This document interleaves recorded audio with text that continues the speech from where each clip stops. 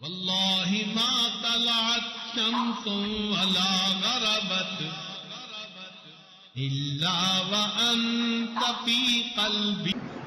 ہمارے قریب علاقے میں ایک عورت گزری ہے، اس کا نام مشہور تھا کہ یہ تو حافظ تائی کی بہن ہے، بڑی سخی عورت تھی.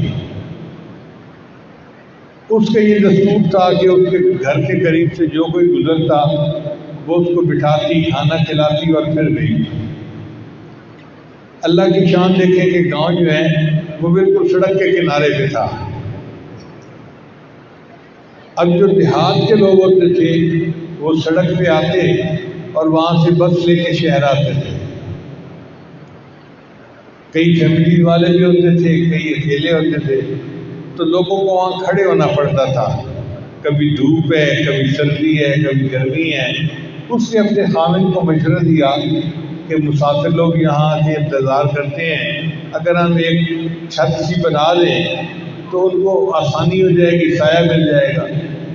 تو خاوند گاؤں کا نمبردار تھا، اس نے کہا ٹھیک ہے. چنانچہ اس نے ایک چھت بنا دی. اب لوگوں کو جب بیٹھنے کے لیے جگہ مل گئی تو لوگ آتے اور انتظار میں وہاں بیٹھ جاتے. پھر اس عورت نے سوچا کہ مہمان آتے ہیں، بیٹھے رہتے ہیں انتظار میں، پیاس لگی ہوگی، کسی کو بھوک لگی ہوگی، کیوں نہ میں ان کو لسی پلا دیا کروں. اب لسی تو دیہاتوں میں ہر گھر میں ملتی ہے. چنانچہ وہ لسی بھیج دیتی اور لوگ وہاں بیٹھتے اور پیتے اور آرام سے رہتے. پھر کچھ عرصے بعد اس کو خیال آیا کہ میں صرف لسی بھیجتی ہوں، اگر کسی کو بھوک لگی ہوگی تو کیا ہوگا. تو اس نے روٹیاں بنانی شروع کر دی. اب جب لوگوں کو کھانے کے لیے روٹی بھی ملی، لسی بھی ملی، تو لوگ پروگرام ہی اسی طرح بناتے ہیں. دیہات سے چلتے کہ جی ہم فلاں جگہ جائیں گے اور رات کھانا کھا کے وہیں پر رہیں گے اور اگلے دن بس لے کے شہر چلے جائیں گے.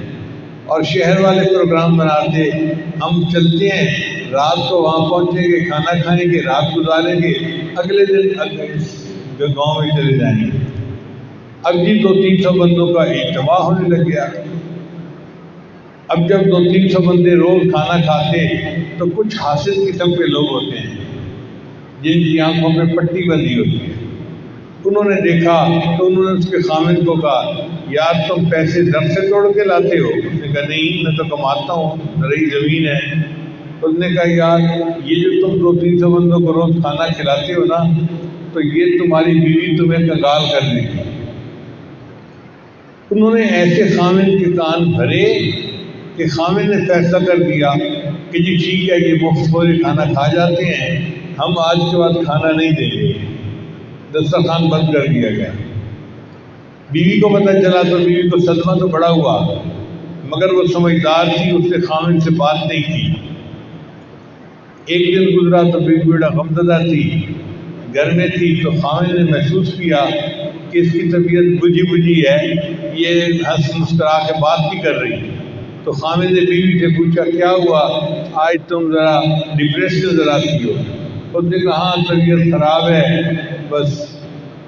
تو خاوند نے کہا کہ کیا خیال ہے، چلو میں تمہیں زمینیں دکھانے کے لیے لے چلتا ہوں، ذرا کھلی ہوا میں جاؤ گی اور فصلیں دیکھو گی تو تمہارا دل خوش ہو جائے گا. اس نے کہا بہت اچھا. چنانچہ بیوی اپنے خاوند کے ساتھ اپنی زمینوں پر آ گئی. اب وہاں پر تھوڑی دیر تو فصلیں دیکھتی رہی.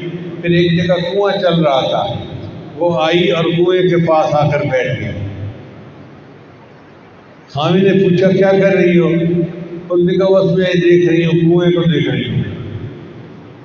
کافی دیر کے بعد خاوند نے کہا کہ دیر ہو گئی، چلو واپس گھر چلتے ہیں. اس نے کہا ٹھیک ہے چلتے ہیں، لیکن دیکھ لیجیے رہی. تو خاوند قریب آیا اور اس نے آ کے پوچھا کہ اللہ کی بندی تم کنویں میں کیا بیٹھی دیکھ رہی ہو. اس نے کہا میں دیکھ یہ رہی ہوں کہ خالی ڈول کنویں کے اندر جاتے ہیں اور واپسی بھر کے پانی سے بھاتے ہیں، پھر خالی جاتے ہیں، پھر بھر کے آتے ہیں، اور میں دیکھ رہی ہوں کہ کنویں کا پانی ختم ہی نہیں ہو رہا. اس نے کہا اللہ کی بندی کنووں کے پانی کبھی ختم نہیں ہوتے، یہ خالی ڈول جاتے رہیں گے، بھر بھر کے آتے رہیں گے، تم دن رات بیٹھی رہو یہی منظر دیکھو گی. اس نے کہا اچھا اگر کنویں کا پانی کم نہیں ہوتا، خالی ڈول جاتے ہیں بھر کے واپس آتے ہیں تو مجھے یہ بتائیں کہ اللہ نے آپ کے گھر میں بھی ایک کنواں جاری کر دیا تھا، مسافر خالی پیٹ آتے تھے اور پیٹ بھر کے جاتے تھے، آپ کو کیوں ڈر ہو گیا کہ کنویں کا پانی ختم ہو جائے گا؟